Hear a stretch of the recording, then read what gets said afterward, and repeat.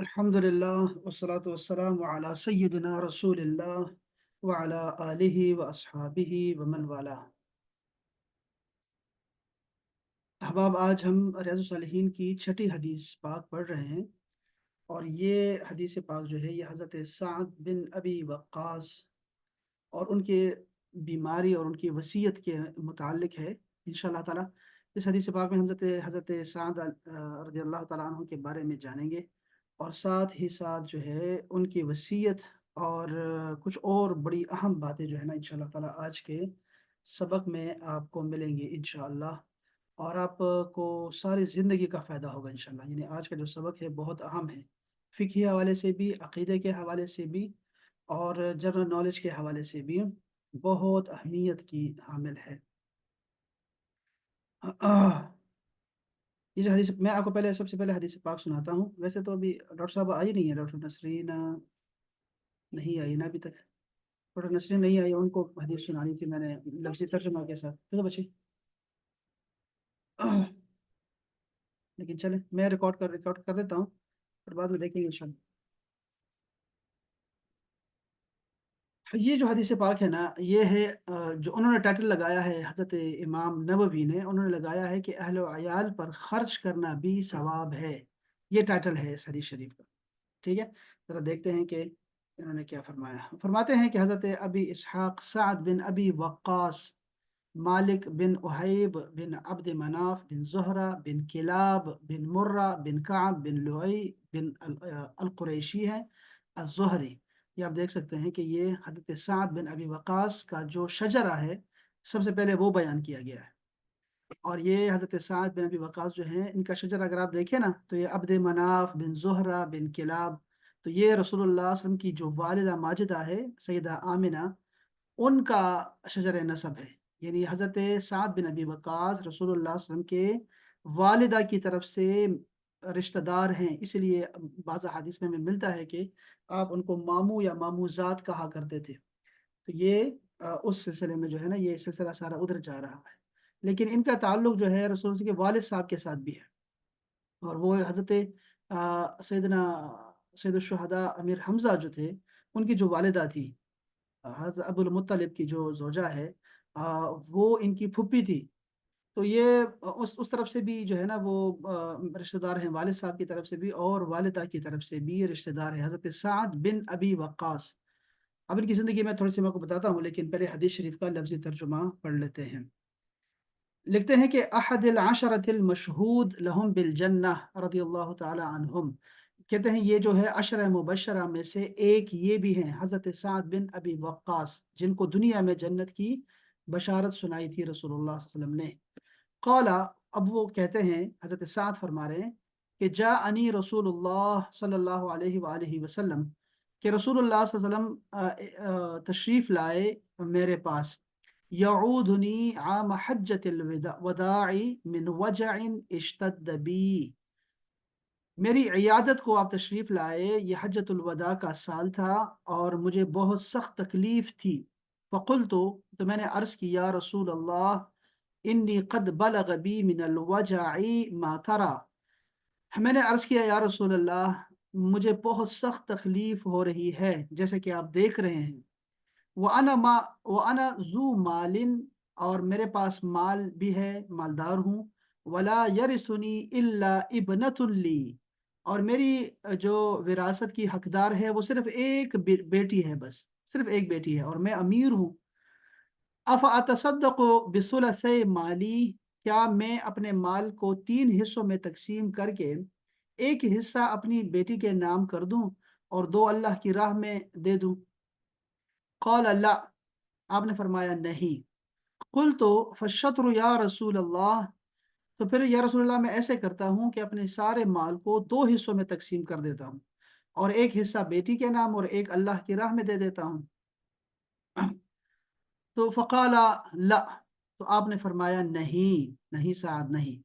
قلت فالثلث یا رسول اللہ صلی اللہ علیہ وسلم، تو پھر میں نے کہا اچھا ٹھیک ہے یا رسول اللہ میں 3 حصے کر دیتا ہوں، تو ایک حصہ اس کی وصیت کر دیتا ہوں اور جو 2 حصے ہیں وہ بیٹی کے نام ہو جائیں گے وراثت میں۔ قال الثلث आपने फरमाया हाँ तीसरा हिस्सा ठीक है। वसुलुसु कसीरुन औ कबीरुन, फिर आपने फरमाया ये जो तीसरा हिस्सा जो इसको तुम अल्लाह की राह में दे रहे हो ये ज्यादा है या फरमाया बड़ा है। इन्नका अंतजरा वरसतका अगनिया खैरुन मिन अंतजरहुम आलतन यतकफ्फफून अन्नास। तुम अपनी अहलो अयाल को जो विरासत वाले हैं विरासत वालों को यानी जो तुम्हारे अहलो अयाल हैं उनको अमीर छोड़ो, ये बेहतर है इससे कि तुम उनको गरीब छोड़ दो, फकीर छोड़ दो और फिर ये लोगों से मांगते फिरे हैं।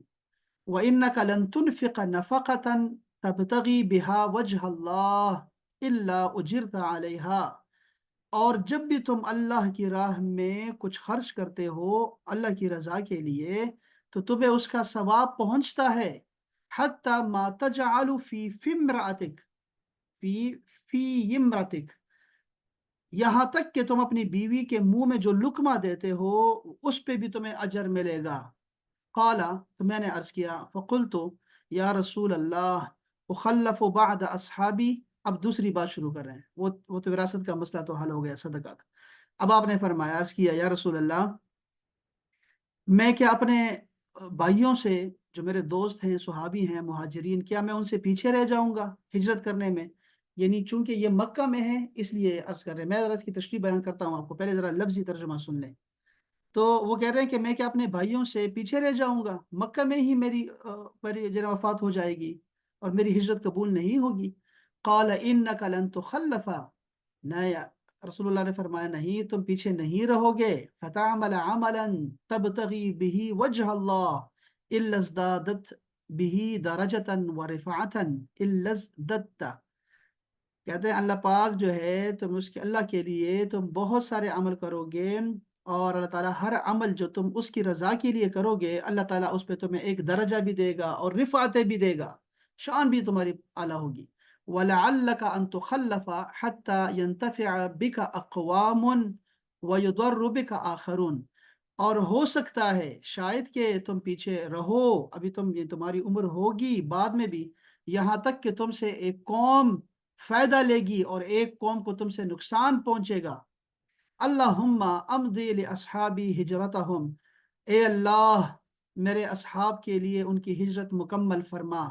वला तरुद्दहुम अला अक़ाबिहिम, और उनको अपने पाँव उल्टे पाँव ना फिराना। लेकिन अल बाइस सअद बिन खौला, लेकिन ये जो बेचारा सअद बिन खौला है, अब सअद ये दूसरे सअद हैं, वो जो साद बिन खौला है यरसी लहू रसूलुल्लाह सल्लल्लाहु अलैहि वसल्लम अन मात बिमक्का, तो आपने इजहार अफसोस किया हजरत साद बिन खौला के लिए। और इजहार अफसोस के साथ जो है और इससे ये मालूम हुआ कि उनकी वफात जो है वो मक्का में ही होगी। अब ये हदीस शरीफ जो है जो मैंने आपको सुनाई है, तवील हदीस शरीफ है, आपने देखा कि ये हदीस शरीफ इतनी तवील है कि ये अभी अभी तक आने वाली तमाम हदीसों में तवील है। इससे इतने सारे मसाइल जो है ना वो निकल रहे हैं कि आपको बहुत मज़ा आने वाला है इस हदीस शरीफ का और बहुत सारा फ़ायदा आपको पहुंचना है इस हदीस पाक से। ये मुत्तफ़क़ अलैह हदीस पाक है, बुखारी और मुस्लिम की और बहुत सारी किताबों में ये हदीस आती है चूँकि ये बहुत अहम हदीस पाक है। अब सबसे पहले क्या हमने देखना है, एक तो ये देखना है कि रसूलुल्लाह सल्लल्लाहु अलैहि वसल्लम की शान क्या है कि आप बीमारों की मिजाज पुरसी के लिए इयादत के लिए जाया करते थे, ये रसूलुल्लाह की सुन्नत है। और मुसलमान के बारे में रसूलुल्लाह ने फरमाया कि मुसलमान पर छः हक हुकूक हैं, छः। जब भी वो उसे मिले तो सलाम करे, आपने देखा, जब भी वो उसे मिले तो वो सलाम करे और सलाम का जवाब दे। और जब वो उसे दावत दे तो उसकी दावत को कबूल करे, शादी वलीमे की दावत है, हकीकी की दावत है, कोई वैसे खाना है, जब भी वो दावत दे तो उसकी दावत को कबूल करे। और जब उसे नसीहत मांगे यानी मशवरा मांगे तो उसे मशवरा दे, ये तीसरा हक है। और जब वो उसे छीन का आए तो अगर वो अल्हम्दुलिल्लाह कहे तो ये यरहमुकल्लाह कहे, यानी उसके लिए रहमत की दुआ करे। पांचवा आपने फरमाया कि जब भी वो बीमार हो तो उसकी इयादत करे और जब वो वफात पा जाए तो उसके जनाजे के साथ जाए। ये छह हुकूक आपने फरमाए हैं जो कि सही मुस्लिम में सही हदीस पाक है। تو ایک تو یہ ہے کہ رسول اللہ نے خود بھی ایسے کیا کہ اپنے غلاموں، اپنے صحابہ کے عیادت کے لیے جایا کرتے تھے، آپ خواتین کی عیادت کے لیے بھی جایا کرتے تھے، آپ سرداروں کی عیادت کے لیے بھی جایا کرتے تھے، آپ بچوں کی بھی عیادت کے لیے بھی جایا کرتے تھے۔ یہ سنت ہے رسول اللہ صلی اللہ علیہ وسلم کی کہ وہ آپ بچوں پہ بھی سلام کرتے تھے، خواتین کو بھی سلام کرتے تھے اور ان کی عیادت کے لیے بھی جایا کرتے تھے۔ یہ تو ساتھ تو ان کے رشتہ داروں میں سے ہے اور بڑا ہی قریبی ساتھی ہے، میں ابھی ان کا بتاتا ہوں آپ کو۔ لیکن یہ ہے کہ آپ تو جس کو نہیں بھی جانتے تھے ان کے جنازے پہ بھی جایا کرتے تھے اور چاہتے تھے کہ ان کا جنازہ میں پڑھوں، چونکہ میرے جنازے سے ان کو فائدہ ہوگا۔ یہ بہت دفعہ ایسے ہوا ہے صحابہ کرام کے ساتھ۔ اور آپ جب بیمار ہوتے تھے وہ لوگ تو آپ ان کی عادت کو لے جایا کرتے تھے۔ ایک تو یہ بات ہمیں سمجھ آئی اس حدیث پاک سے۔ دوسری آپ نے ایک چیز دیکھی کہ رسول اللہ صلی اللہ علیہ وسلم نے حضرت سعد بن ابی وقاص کو حوصلہ دیا، حوصلہ دیا۔ یہ کیوں ایسا ہوتا ہے؟ بیمار جب بندہ ہو جاتا ہے، اب حضرت سعد کون ہے؟ میں آپ کو بتاتا ہوں کہ یہ جوان ہے، بالکل جوان، حجۃ الوداع کے دوران، یہ 10 ہجری کا واقعہ ہے، جوان ہے بالکل یہ۔ اور ان کو جو ہے یہ لگا کہ بیماری میری بڑی زیادہ ہو گئی ہے اور میں بس مرنے لگا ہوں، جیسے ہوتا ہے انسان بیماری میں ایسی سوچیں آتی ہیں انسان کو۔ تو آپ نے اس کو دلاسا دیا، آپ نے دلاسا دیا، آپ نے تسلی دی کہ نہیں ایسا نہیں، ابھی تو صبر کریں، ابھی تو آپ نے جانا ہے، ایک قوم کو فائدہ ہوگا آپ سے، ایک قوم کو نقصان ہونے والا ہے آپ سے، ابھی تو صبر کرے، لمبی زندگی پڑی ہے، لمبی زندگی۔ اور یہ جو سعد بن خولہ ہے، دوسرے صحابی کے بارے میں بتایا کہ یہ یہاں پہ فوت ہو جائے گا مکہ میں ہی، اس کے ساتھ آپ نے اظہار افسوس کیا۔ تو آپ نے بیمار کو حوصلہ دیا اور آپ نے اس کو دلاسا دیا۔ یہ ہے دوسری سنت رسول پاک صلی اللہ علیہ وسلم کی، بیمار کی تیمارداری کے وقت۔ پھر اس کے بعد آپ نے دیکھا کہ یہ حدیث کتنی طویل ہے، یعنی بیمار کے ساتھ گپ شپ لگانا اس کے دل کو بہلائے گا۔ بیمار بندہ گھر میں پڑا رہتا ہے، چارپائی پہ ہے، اور اس کو کوئی چاہیے جو اس سے باتیں کرے، اور ایسا کوئی جس سے اس کو تسلی بھی ہوتی ہو، تو ایسے بندے کو ضرور ٹائم دینا چاہیے بیمار کے ساتھ، اور بیمار کے پاس رہنا چاہیے اس کو۔ اب رسول پاک صلی اللہ علیہ وسلم ان کو دلاسا دے رہے ہیں اور اتنی لمبی باتیں کر رہے ہیں رسول اللہ اس کے ساتھ، لمبی لمبی باتیں۔ اس سے کیا ہوا کہ حضرت سعد کے دل میں جو وسوسے تھے، جو خیالات پنپ رہے تھے، بہت ساری پریشانیاں تھیں، جیسے کہ آپ نے اس کے بتایا بھی، ایک بتایا کہ میری عائشہ میری بیٹی ہے ایک، اور ایک ہی بیٹی ہے میری، تو میرے پاس تو بہت سارا مال ہے، تو میں اس کی بھی وصیت کر دیتا ہوں اور اس کی بھی وصیت کر دیتا ہوں اللہ کی راہ میں خرچ کرنے کی۔ آخرت کے بھی سوچیں آتی ہیں بیماری میں انسان کو۔ اور دوسرا آپ کو بڑی فکر تھی کہ میں ہجرت سے رہ گیا ہوں کیا، یہ سارے لوگ آگے چلے گئے، مہاجرین کی اللہ پاک نے قرآن مجید میں اور حدیث میں جو اتنی شان بیان کی ہے، میں اس سے رہ گیا، میں تو مکہ میں ہی آگے دوبارہ حجۃ الوداع کے لیے آیا تھا اور یہی بیمار ہو گیا اور میں شاید ادھر ہی وفات پا جاؤں گا۔ تو یہ فکر بھی ان کو تھی۔ بیماروں کو ایسے ہی ہوتا ہے کہ بیمار جو ہے اس کو سوچیں آتی ہیں، نیگیٹو سوچیں آتی ہیں، نیگیٹو کہیں گے اس کو نا، ایسی سوچیں آتی ہیں اور ایسی آنی بھی چاہیے، اب کیا کرے بندہ۔ لیکن تیماردار کو ایسا ہونا چاہیے جو بندہ بھی آئے وہ اس کو دلاسا دے اور اس کو اچھی بات کہے، بیمار کو پیاری پیاری باتیں کریں، اس سے اچھی اچھی باتیں کریں۔ تو آپ نے بہت پیاری پیاری باتیں فرمائی، بہت ساری باتیں آپ نے اپنے صحابی حضرت سعد بن ابی وقاص کو جو ہے آپ نے فرمائی۔ تو تیماردار کو ہمیشہ لمبی باتیں کرنی چاہیے اور ساتھ میں دلاسا دینا چاہیے مریض کو، جیسے کہ رسول اللہ نے کیا۔ اسی طرح نا بیماروں کی جگہ پہ نا بوڑھے بوڑھے لوگوں کو بھی رکھیں، جو ضعیف ہو جاتے ہیں نا، وہ بیماروں کی طرح ہی ہو جاتے ہیں، بچوں کی طرح ہو جاتے ہیں، آپ ان کے ساتھ بھی طویل باتیں کیا کریں۔ یہ بہت ضروری ہے کہ بوڑھوں کے ساتھ بیٹھ کے ہمیں طویل باتیں کرنی چاہیے، یہ بھی اس حدیث سے ہمیں جو ہے نا معلوم ہو رہا ہے۔ اور دوسرا یہ ہے کہ والدین خاص کر ان کے ذہنوں میں بھی بہت ساری جو ہے نا وہ چیزیں ایسی پنپ رہی ہوتی ہیں، دل میں بہت سارے خیالات آتے ہیں۔ تو بیماروں کے ساتھ ساتھ یہ جو ضعیف لوگ ہوتے ہیں ان کے ساتھ بھی بیٹھ کے ان کی باتوں کو سننا چاہیے اور ان کے بارے میں اچھی اچھی باتیں ان کو بتانی چاہیے جواب میں، اور اچھے مشورے دینے چاہیے۔ یہ بھی ہے کہ رسول اللہ صلی اللہ علیہ وسلم کے صحابی ہیں لیکن رسول اللہ نے ان کے مال کو بھی ضائع نہیں ہونے دیا۔ آپ نے کہا نہیں نہیں اتنا زیادہ صدقہ نہیں کرنا، اپنے گھر والوں کے لیے چھوڑو، پھر انہوں نے اور مزید کہا لیکن آپ نے کہا نہیں ہے یہ نہیں۔ تو ہمیشہ ایسا کیا کرے اپنے بھائی کے ساتھ، اپنی بہن کے ساتھ، کہ اس کو اچھا مشورہ ضرور دیں، وہ قبول کرے نہ کرے۔ آج کے دور میں کیا ہو رہا ہے کہ نہ کوئی مشورہ مانگتا ہے نہ کوئی مشورہ دیتا ہے کسی کو۔ ہم نے امر بالمعروف کو ترک کر دیا ہے، امر بالمعروف کسی کو نیکی کی دعوت دینا، اچھی بات کرنا، اچھی نصیحت کرنا ہم نے چھوڑ دیا ہے۔ یہ بہت بڑا، ہم بہت برا کر رہے ہیں، ہم تارک سنت بن رہے ہیں۔ اور جب کوئی آپ سے مشورہ مانگے تو ضرور اچھا مشورہ دینا چاہیے۔ یہ حضرت سعد بن ابی وقاص کو رسول اللہ نے کتنے پیارے پیارے مشورے دیے اور کتنی پیاری پیاری باتیں کی ان کے ساتھ، ہمیں اس حدیث پاک سے یہ بھی پتہ لگا۔ تو ہمیں بیماروں کے ساتھ ان کی تیمارداری کرنی چاہیے اور اچھے طریقے سے کرنی چاہیے، یہ اصول ہے۔ اسی طرح آپ نے کیا کیا، یہ ان کی صاحبزادی جو تھی نا عائشہ، ان کی دو صاحبزادہ ہی، میں آپ کو بتاتا ہوں آپ کو کہ رسول اللہ نے کیا ان کو کیا خوشخبری سنائی۔ ان کی یہ جو صاحبزادی ہے نا حضرت سیدہ عائشہ، یہ عائشہ وہ ان سے حدیث روایت ہے۔ اللہ اکبر! اور امام مالک جو ہے نا، امام مالک ان سے روایات لیتے ہیں۔ امام مالک یعنی ان کے شاگرد ہیں، آپ یوں سمجھیں۔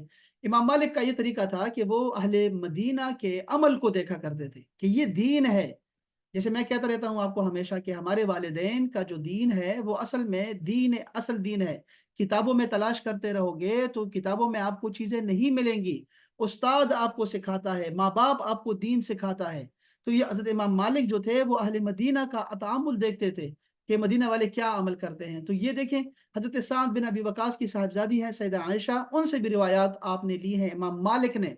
تو خواتین کو اساتذہ بنانا بھی جائز ہے مردوں کے لیے، خواتین سے بھی پڑھ سکتے ہیں، دین کو لے سکتے ہیں، صحابہ کرام بھی لیا کرتے تھے، تابعین بھی لے رہے ہیں، امام مالک کا بتا رہا ہوں آپ کو، تابعین بھی لے رہے ہیں، خواتین سے لے رہے ہیں۔ اور ہمارے پاس جو اسناد ہیں ہماری اس کی حدیثوں کی، یا ہم قرآن پڑھتے ہیں اس میں سے خواتین کا نام بھی آتا ہے ہماری اسناد میں۔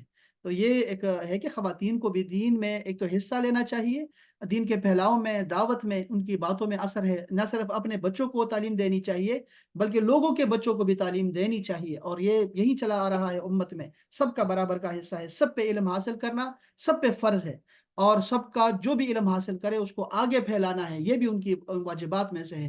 وہ ضرور اپنے آپ لازم رکھے اس بات کو۔ تو سیدہ عائشہ فرماتی ہیں کہ رسول اللہ صلی اللہ علیہ وسلم نے اپنا دست کرم جو تھا وہ ان کی پیشانی پہ رکھا۔ اب یہ دیکھیں تیمارداری کیا کرے گا، وہ ان کی پیشانی پہ رکھا، سر پہ رکھا، اور جیسے ہم پڑھتے ہیں طہور انشاءاللہ، آپ نے دعائیں دی اور ان کے چہرے پہ ہاتھ پھیرا، اور پھر ان کے پیٹ پہ ہاتھ پھیرا، یعنی پورے بدن پہ ان کے ہاتھ پھیرا اپنا رسول اللہ صلی اللہ علیہ وسلم نے۔ آپ ان کو بحیثیت تیماردار بھی دیکھیں، ٹھیک ہے، یہی طریقہ کار ہے سنت کہ آپ تیماردار کے ساتھ ایسا ہی کریں گے۔ اور پھر آپ نے دعا دی ان کے شفا کے لیے، ٹھیک ہے، شفا کی دعا کی۔ حضرت سعد فرماتے ہیں کہ مجھے رسول اللہ کے وہ جو ہاتھ لگانا تھا ان کی ٹھنڈک ساری زندگی محسوس ہوتی رہی مجھے، ساری جو ٹھنڈک میرے دل میں تھی ان کی، جب انہوں نے ہاتھ لگایا تھا بیماری کے وقت اور دعا فرمائی تھی میرے لیے۔ تو ایک تو یہ بات ہے کہ تیمارداری کا طریقہ ہمیں آنا چاہیے، یہ سنت رسول ہے۔ اس کے بعد کیا ہوا، رسول اللہ صلی اللہ علیہ وسلم نے ان کو مستقبل کے بارے میں کچھ باتیں بتائیں کہ ابھی آپ مرنے والے نہیں ہیں، ابھی آپ نے اور جینا ہے۔ آپ کو پتہ ہے کیا ہوا کہ حضرت یہ جو حضرت سعد بن ابی وقاص ہے نا، میں ذرا ان کی آپ کو زندگی بتاؤں کہ یہ کیا ہے۔ پھر یہ پہلے ہفتے میں ایمان لانے والے لوگوں میں سے ہے، پہلے ہفتے میں۔ بخاری شریف کی حدیث پاک ہے، اس میں آپ نے فرمایا کہ مجھ سے پہلے کوئی مسلمان نہیں ہوا سوائے ایک کے یا دوسرے کے، ایک یا دو کے، ٹھیک ہے، خود کو تیسرا مسلمان کہتے تھے۔ یہ حضرت ابوبکر صدیق کے کہنے پر آپ، ان کی دعوت پر آپ مسلمان ہوئے تھے، اور یہ پہلے ہفتے کی بات ہے، ٹھیک ہے، یہ اولین السابقون الاولون میں سے ہے، اور مہاجرین میں سے ہے، ساری زندگی سارے جہادوں میں حصہ لیا انہوں نے۔ اچھا، یہ میں بتاتا ہوں کو، لیکن بعض محدثین نے کہا کہ نہیں، ان کا نمبر جو ہے وہ 6 یا 7واں آتا ہے، ان سے پہلے 6-7 لوگ پہلے مسلمان ہو چکے تھے، ٹھیک ہے، لیکن ہو سکتا ہے کہ حضرت سعد بن ابی وقاص کو اطلاع نہ ملی ہو، ان کو نہ پتا ہو، اس لیے انہوں نے اس کا دعویٰ کیا اور انہوں نے بتایا کہ میں تیسرا مسلمان ہوں، اور یا میں دوسرا مسلمان ہوں۔ تو بہرحال یہ شروع کے لوگ ہیں، تو ان کا درجہ تو اللہ پاک نے جو ہے قرآن مجید میں ہی بتا دیا ہے کہ اللہ ان سے راضی ہے۔ تو یہ رضی اللہ عنہم، یہ وہ لوگ ہیں اللہ ان سے راضی ہے، اور ان کے درجے کو کوئی نہیں پہنچ سکتا، کوئی نہیں پہنچ سکتا۔ صحابہ کرام میں سے بھی یہ درجات مختلف ہیں نا، تو ان کے درجات کو کوئی نہیں پہنچ سکتا صحابہ کرام میں سے۔ اچھا، حضرت سعد بن ابی وقاص ہی ہے، یاد رکھیں، کہ جو سب سے پہلے خون بہایا نا کسی دشمن کا، دشمن اسلام کا، وہ حضرت سعد نے گرایا۔ آپ یہ ذہن میں رکھیے گا، ان کے درجات میں سے، ان کے فضیلت میں سے یاد رکھیں۔ فضائل میں سے ایک بات یہ بھی ہے کہ ایک دفعہ یہ نماز پڑھ رہے تھے یا ذکر کر رہے تھے یا عبادت کر رہے تھے مسلمان، تو کچھ کفار کی ٹولی گزری وہاں سے، تو وہ ہنسنے لگے، مذاق کرنے لگے، تو آپ کو بڑا غصہ آیا۔ یہ بہت شدید جذباتی تھے، اور شدید جذباتی زندگی ان کی ایسی جذباتی گزری ہے، اور انتہائی بہادر تھے، شجاع تھے، پہلوان تھے۔ इनको बर्दाश्त नहीं हुआ, उन्होंने जो है ऊंट की एक हड्डी पड़ी थी, वो उठा के सर पे मारी उस काफिर के, और उसका सर फाड़ दिया। ये पहला खून था जो उन्होंने गिराया था। और इस्लाम का पहला तीर जो मारा है, तीर असलहा का इस्तेमाल किया है, वो भी इन्होंने किया है। हजरत साद बिन अबी वकास ने किया था। और वो ऐसे हुआ था कि रसूलुल्लाह सल्लल्लाहु अलैहि वसल्लम ने उनको भेजा था जासूसी के लिए और ख्याल रखने के लिए, पहरा देने के लिए, ये हिजाज के साहिलों पर, कि वहां से देखें कि मक्का के जो है ना कोई लश्कर तो नहीं आ रहा, और इनके काफिले को देखें। तो ये वहां गए तो वहां से इनकी मड़भीड़ हो गई इनके साथ, कुफार के साथ, मुशरिकीन के साथ। तो ये पहला जंग था जो चला गया, और यहाँ पे आपने तीर चलाया, तो ये पहला तीर था जो आपने चलाया था। अच्छा, अल्लाह अकबर। रसूलुल्लाह ने इनके लिए दुआ की, बहुत सारी दुआएं की रसूलुल्लाह ने इनके लिए, लेकिन एक दुआ जो बड़ी मशहूर है वो ये है कि या अल्लाह इनके तीर को निशाने पर रख, यानी इनको सही निशाना अता फरमा। तो ये हमेशा सही निशाना मारा करते थे, एक। और दूसरा आपने फरमाया कि या अल्लाह इनको मुस्तजाब दावत बनाना, इनकी दुआओं को कबूल करना। ये रसूलुल्लाह ने इनके लिए बहुत सारी जो है वो दुआएं की।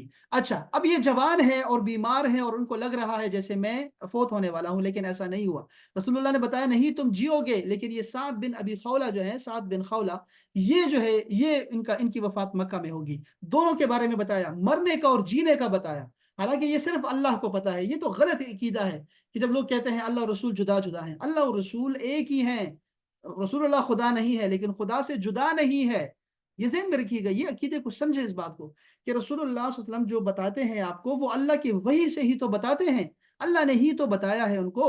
तो इनको बताया तुम जियोगे, और आपको, लोगों को फायदा होगा, आपसे नुकसान भी होगा दुश्मनों को। एक तो ये बताया, और साद का बताया वो यही फौत हो जाएगा, और वो उधर ही मक्का में ही उनकी वफात हुई, हजरत दूसरे साद की। और ये जो साद बिन अबी वक्कास है, इन्होंने उसके बाद 47 साल करीबन जिंदगी जी है। 47 साल, अंदाजा करें आप। तो ये, अच्छा, एक लड़की है, इस हदीस पाक में ये बता रहे हैं, सही हदीस पाक है, कि मेरी एक लड़की है। तो बाज़ औक़ात आपको लगता है जैसे कोई हदीस में कोई चीज़ लिखी हुई हो ना, और वो मुत्तफक भी हो, बुखारी में हो, मुस्लिम में हो, और कोई बेवकूफ़ आपको ये दिखाए कि देखो हज़रत साद की एक ही बेटी थी, वो खुद कह रहे हैं कि मेरी एक ही बेटी है, तो उसे कहेंगे बेवकूफ़ हो तुम। यही बात समझने वाली है, इंतहाई ज़रूरी बात है। इस पुरफितन दौर में ये बात समझना बहुत अहम है। ये 2025 का फितना बता रहा हूं मैं आपको, कि हर लिखी हुई चीज़ पर कभी एतबार ना करना। ये दीन वो दीन नहीं है जो आप कुरान मजीद में कोई आयत देखोगे और आपको कोई बताएगा और आप उस पर ईमान ले आओगे। ये नहीं है, ऐसा नहीं है। आलिम से पूछा करो, और सही उल अकीदा आलिम से पूछा करो। आप सुन्नी है तो सुन्नी से पूछो, आप कादियानी है तो कादियानी से जाके पूछो। तो वैसे खुद को पहचानो, तुम मुसलमान हो, मुसलमानों से पूछा करो कि क्या है हमारी किताबों में, हमारा क्या अकीदा है। तो बुखारी में आ रहा है, वो खुद फरमा रहे हैं साद बिन वकास कि मेरी एक ही बेटी है आयशा, लेकिन उनकी कितनी औलाद थी? 34 औलाद थी उनकी, 34। 17 लड़के थे उनके, 17 लड़कियां थी उनकी, एक और आयशा भी पैदा हुई इसके बाद। तो अंदाजा करें आप, ये फिर बाद में चलते रहे, 34 बच्चे इनके पैदा हुए। और इन्होंने जो जिहाद किया, ये मक्का की बात कर रहे कि मैंने मक्का से मदीना हिजरत की, ये बात कर रहे थे। रसूलुल्लाह ने फरमाया नहीं, अभी तो जिंदगी पड़ी है। उसके बाद हजरत अबू बकर सिद्दीक ने उनको अमीर बनाया एक जगह पे, फिर हजरत उमर फारूक ने उनको खलीफा बनाया। इन्होंने उसके बाद गए, जिहाद पे निकले हैं, फिर ये शाम फतह किया, उसके बाद फिर ये फातह ईरान है, फातह ईरान। ये हजरत साद बिन अबी वकास वही शख्स है, आपको याद रखें कि वो जो हजरत अल्लामा इकबाल ने फरमाया है ना कि बहरे जुल्मात में दौड़ा दिए घोड़े हमने। हाँ, दश्त तो दश्त है, दरिया भी न छोड़े हमने, बहरे जुल्मात में दौड़ा दिए घोड़े हमने।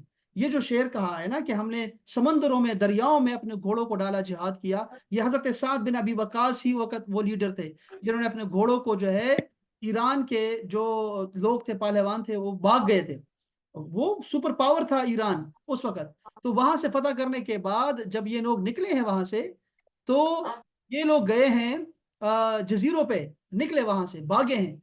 तो हजरत साद ने कहा नहीं, यही मौका है, यही मौका है हमें। इन्होंने क्या किया, वो जाते हुए इन्होंने सारे पुल तोड़ दिए। जब पुल तोड़ दिए, इन्होंने कहा नहीं, ये हमारा रास्ता नहीं रोक सकते, और कहा ये जो मौसम अच्छा है, और सारे घोड़ों को जो है दरिया में डाल दिया। सारी फौज सारी आ गई, और सारा उन्होंने तख्त तारा सारा तबाह कर दिया, वो सारा फतह कर दिया। और उसके बाद फिर वहां पे रहना शुरू कर दिया इन्होंने। लेकिन इस पे इराक भी इन्होंने फतह किया है, इराक भी। ये जब वहां रहने लग गए, तो सहाबे कराम जो है उनकी तबीयत खराब होने लगी आबो हवा की तब्दीली की वजह से। तो इन्होंने खत लिखा अमीरुल मोमिनीन सैयदना उमर फारूक को कि बच्चों की जो है, वो जो बच्चों कह रहा हूँ, ये बच्चे आ गए इधर, आओ जाओ, जाओ जाओ, जाओ शाबाश। ورما کا شاباش ورما کا شاباش sama kelas ko Verma ko شاباش شاباش مڑ شاباش بچے خبر نہ ہونے کیا خبر نہ ہونے بیٹا نو چادر نہ بولتا ہے شاباش بس چلو فریاد کرو شاباش حضرت سعد بن ابی وقاص نے جو ہے وہ خط لکھا امیر المومنین کو کہ یہاں صحابہ کرام کی طبیعت خراب ہو رہی ہے، تو آپ نے فرمایا کہ ان کو بارڈرز پہ لے آئے، عرب کے بارڈر پہ لے آئے ان کو، صحابہ کرام کو، ٹھیک ہے، اور یہاں پہ ایک نیا شہر آباد کریں۔ انہوں نے کوفہ شہر آباد کیا، کوفہ۔ اب کوفہ جو تھا ویسے تو بڑا جو ہے نا بدنام ہے کوفہ شہر، کہ انہوں نے جو ہے ان لوگوں نے بے وفائی کی، اور یہ حضرت امام حسین اور اسلام کا سب سے جو دردناک واقعہ پیش آیا انہی لوگوں کی وجہ سے پیش آیا، ٹھیک ہے۔ لیکن کوفہ کا ایک تمدن ہے، تہذیب ہے، علم کا گہوارہ ہے، سب پوری ہماری جو بہترین ہمارا دور گزرا ہے مسلمانوں کا، وہ اس کوفہ شہر سے آباد ہوا ہے۔ کوفہ شہر بہت عظیم شہر گزرا ہے، بڑے بڑے علماء کرام یہاں گزرے ہیں۔ تو انہوں نے کیا کیا، صحابہ کرام کے نائے سے گلیاں بنا دی کہ یہ فلاں قبیلہ فلاں قبیلہ فلاں قبیلہ، یہاں پہ رہنے شروع کر دیا۔ انہوں نے پھر اپنا بھی جو تھا دفتر تھا وہ بھی قریب ہی رکھا، بازار میں رکھا۔ پھر وہاں شور شرابہ آنے لگا تو آپ نے ایک دیوڑی بنا دی، گیراج سا بنا دیا کہ راستے میں ایک جگہ آئے، اس کے بعد لوگ اندر آئے اور شور شرابہ نہ ہو اور بات کرنا جو ہے آسان ہو۔ تو حضرت عمر فاروق نے اس کو آگ لگا دی کہ نہیں نہیں، یہ نہیں ہونا چاہیے۔ بہت سارے پھر وہ مسائل، تو ان کی زندگی بڑی خوبصورت گزری ہے بہت۔ پھر اس کے بعد طویل زندگی ہے ان کی۔ میں صرف بتانا یہ چاہ رہا تھا کہ رسول پاک صلی اللہ علیہ وسلم نے جو ان کو بتایا ہے نا کہ آپ جیو گے، تو اصل میں پھر یہ ان کو فائدہ اچھا۔ حضرت علی شیر خدا اور حضرت امیر معاویہ کے درمیان جب لڑائی چلی نا، تو حضرت اچھا نہیں، اس سے پہلے جو لڑائی ہوئی تھی حضرت زبیر کے ساتھ، جو ان کی لڑائی چل رہی تھی، صحابہ کرام آپس میں ہی ان کا جو ہے وہ اختلافات ہو گئے تھے۔ تو انہوں نے کہا، جب حضرت علی نے کہا نا ان سے کہ آپ چلو ہمارے ساتھ جہاد پہ، تو ہم نے کہا نہیں کہ کوئی کافروں کے خلاف ہو تو میں کروں گا، چونکہ انہوں نے ساری زندگی غزوات میں حصہ لیا تھا، ساری زندگی انہوں نے جو ہے وہ مشرکین اور کفار کے خلاف جہاد کیا تھا۔ انہوں نے پھر آخر میں آ کے یہ نہیں چاہا کہ مسلمانوں کے درمیان لڑائیاں ہوں، اور یہ جب حضرت امیر معاویہ کے ساتھ اور حضرت علی شہدا کی جب صلح ہونے لگی تھی، تو صلح میں بڑی خوشی سے جایا کرتے تھے کہ اللہ کرے، شکر خدا کا کہ یہ صلح ہونے والی ہے اور یہ جھگڑے ختم ہونے والے ہیں۔ ان کی زندگی کو الگ سے ہم ڈسکس بھی کریں گے، بہت طویل زندگی ہے، بہت ان کی جو ہے بہت سارے کارنامے ہیں ان کے۔ بہرحال ان کی زندگی مزید بھی 45 سال یا 47 سال مزید یہ جیے ہیں، جو رسول اللہ نے بتایا ان کو کہ آپ پریشان کیوں ہو رہے ہیں، آپ نے جینا ہے ابھی۔ تو ان کو فائدہ بھی ہوا، یہ والی عراق بھی ہیں، تو عراق میں بھی کچھ لوگ ان کی طرف جب آئے نا، تو انہوں نے ان کو توبہ کا کہا، تو کچھ لوگوں نے توبہ کر لی اور کچھ لوگوں نے انکار کر دیا۔ تو رسول اللہ نے جو فرمایا تھا کہ کچھ لوگوں کو فائدہ ہوگا، وہ وہی لوگ تھے جن مسلمان ہوئے، اور کچھ جو نے توبہ نہیں کی وہ وہی تھے جن کو نقصان پہنچا۔ تو آپ کی ساری باتیں ان کے حق میں جو ہے وہ قبول ہوئی مسلسل مسلسل۔ تو بہرحال ان کی زندگی بڑی خوبصورت زندگی گزری ہے۔ اچھا، یہ جب ایک رات ایسے ہوا کہ رسول اللہ صلی اللہ علیہ وسلم کو دشمنوں سے خطرہ ہوا، تو آپ نے فرمایا کہ ہمارے دوستوں میں سے، صحابہ میں سے کوئی اللہ کا بندہ جو ہے، اللہ کا نیک بندہ، وہ اگر پہرا دے دیتا تو اچھا ہوتا۔ تو حضرت اس کے بعد نا تھوڑی سی جھنکار جو ہے وہ سنائی دی رسول اللہ صلی اللہ علیہ وسلم کو، کہ تلواروں کی یا ایسے نا زرے کی آپس میں جس طرح جھنکار نکلتی ہے، تو آپ نے سنا، تو آپ نے کہا کون ہے؟ تو حضرت سعد نے آواز دی کہ میں مجھے پہرا دینے آیا ہوں۔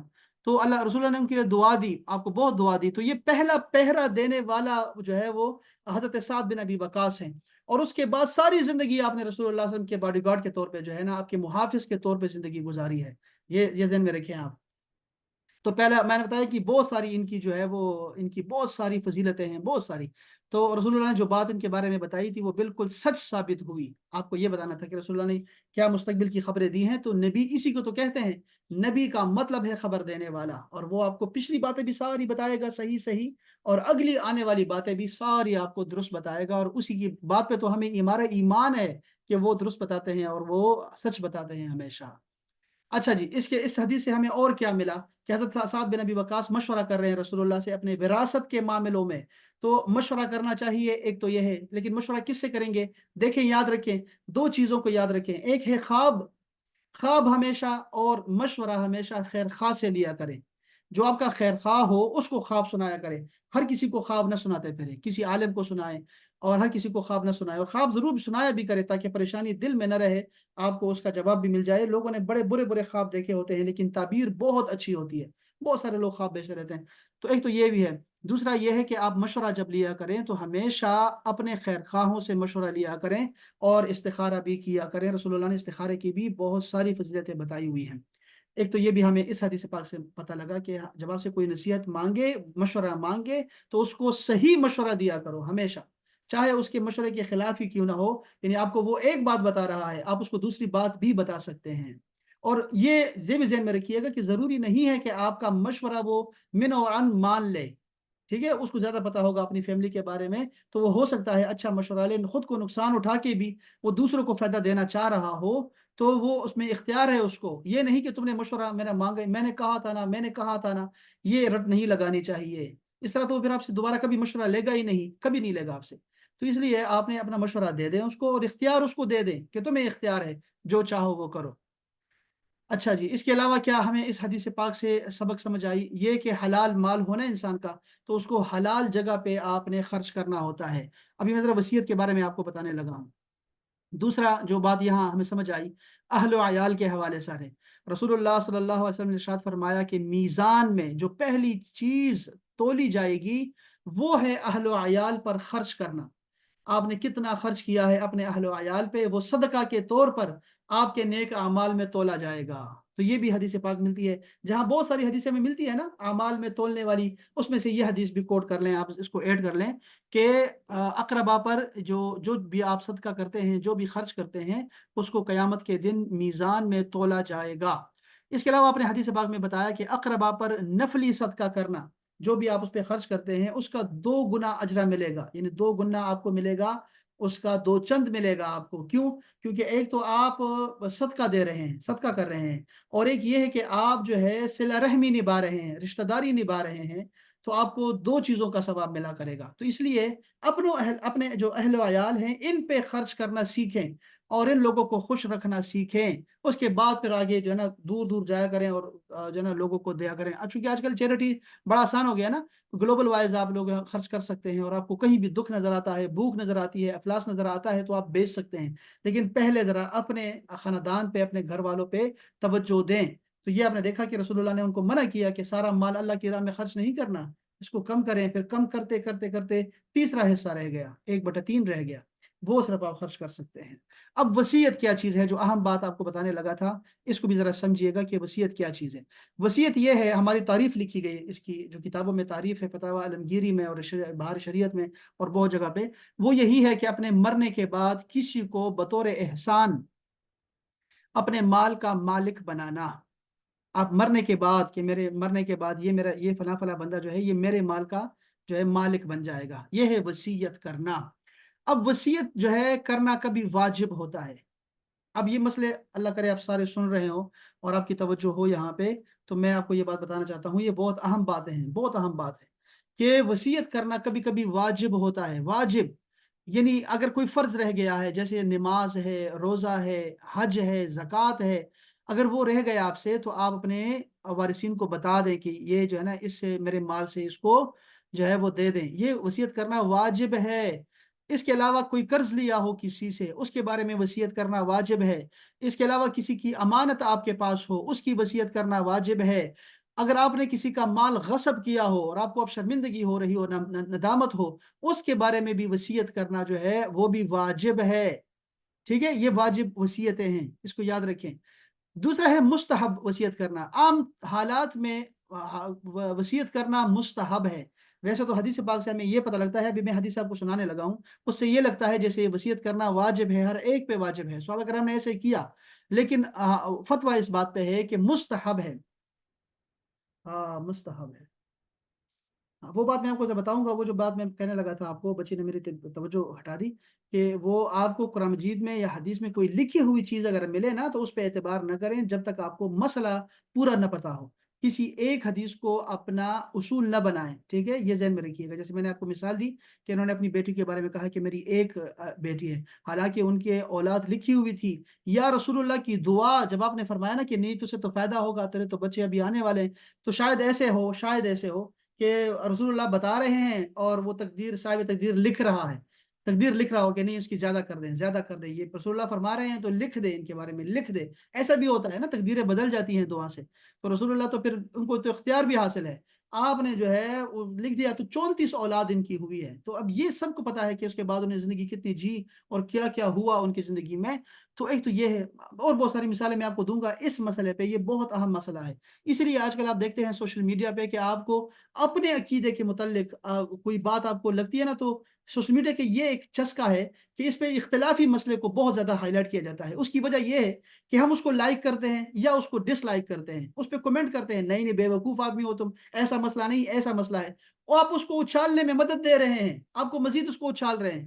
بہتر یہ ہے کہ آپ اس کو 1 سیکنڈ سے زیادہ نہ دیکھیں اس ویڈیو کو، جو کہ آپ کو پتا ہو کہ یہ بندہ وہابی ہے یا فلاں قادیانی ہے یا عیسائی ہے، یہودی ہے، اس کو نہ دیکھا کرے جو آپ کے اسلام کے بارے میں بات کر رہا ہو، یا آپ کے رسول کے بارے میں کوئی بات کر رہا ہو، یا آپ کے قرآن کے بارے میں کوئی بات کر رہا ہو، جو آپ کو پتا ہے کہ اس کا عقیدہ خراب ہے، تو کیوں سن رہے ہیں اس کو؟ آپ جب اس کو زیادہ سنتے ہیں نا تو آپ کو وہی باتیں آنا شروع ہو جاتی ہیں۔ یہ اس کا طریقہ ہے سوشل میڈیا کا۔ تو آپ دوسری باتوں کو لوگ توجہ دینا شروع کر دیتے ہیں، حالانکہ وہ بات کینسل ہو چکی ہے، منسوخ ہو چکا ہے وہ حکم، اور آخری عمل آپ کے پاس ہے۔ یہ جو ائمہ کرام ہیں ہمارے فقہ کے، انہوں نے بڑی اس پہ، ایسا نہیں ہے کہ کمیٹیاں بنی باقاعدہ سے، اجماع ہوا ہے پوری امت اسلامیہ کا اس پہ۔ ایسا نہیں ہے کہ ایک بندے کی رائے ہے، کوئی یوٹیوبر ہے بیٹھا ہوا ہے اور میں آپ کو سنا رہا ہوں اور میری جو ہے نا شریعت بنتا گیا، ایسا نہیں تھا۔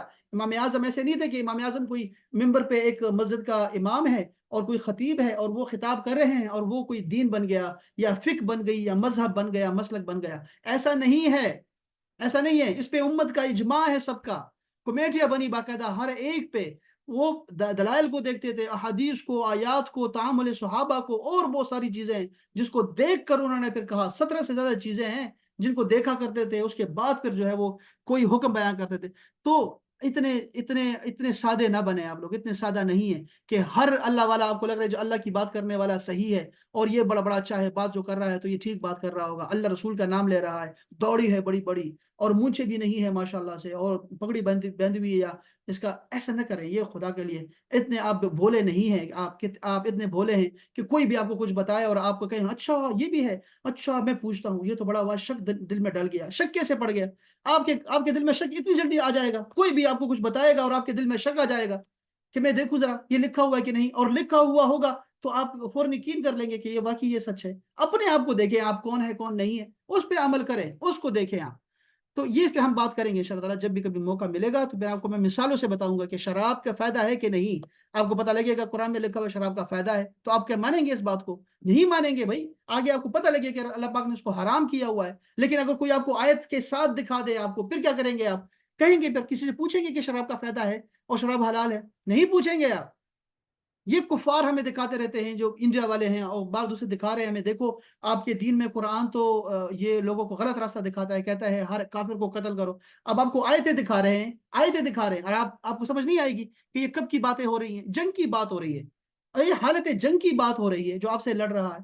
آپ اتنے بھولے ہیں کہ آپ کہیں گے ہاں ہمیں تو کوئی کافر زمین پہ نہیں رکھنا، ہمیں تو سب کو قتل کر دینا ہے۔ تو ایسے کیسے ہو سکتا ہے کہ آپ کوئی عقیدے کی بات آ جائے تو فوراً آپ کہیں کہ نہیں یہ بات تو صحیح کہہ رہا ہے یار، لکھا ہوا ہے، لکھا ہوا ہے، اولیاء اللہ تو ہے ہی کچھ نہیں، اور یہ تو رسول اللہ کچھ پتہ ہی نہیں ہے، ان کو تو اپنے گھوڑے کے ٹانگوں کا بھی نہیں پتا کہ کتنی ہے، نعوذ باللہ من ذالک، اور ان کو دیوار کے پیچھے کا بھی نہیں پتا کہ ان کے کیا ہے کیا نہیں ہے۔ تو اتنی باتیں آپ جلدی مان لیں گے کیونکہ آپ کے بارے میں نہیں، آپ کے رسول کے بارے میں کوئی بات کر رہا ہے، کوئی کہہ رہا ہے کہ یہ سارے ائمہ غلط ہیں، یہ کوئی تراویح تو کوئی شے ہی نہیں ہے، کوئی نماز ہی نہیں ہے، آپ یقین کر لیں گے اور کہیں گے، کوئی کہے گا آپ کو کہ جمعے کی نماز جو ہے وہ صرف ریاست پہ ذمہ داری ہے، کوئی بندہ اپنی جمعہ نہیں پڑھا سکتا، تو آپ مان لیں گے اس بات کو، کہیں گے اچھا میں کتابیں دیکھتا ہوں اس پہ ذرا۔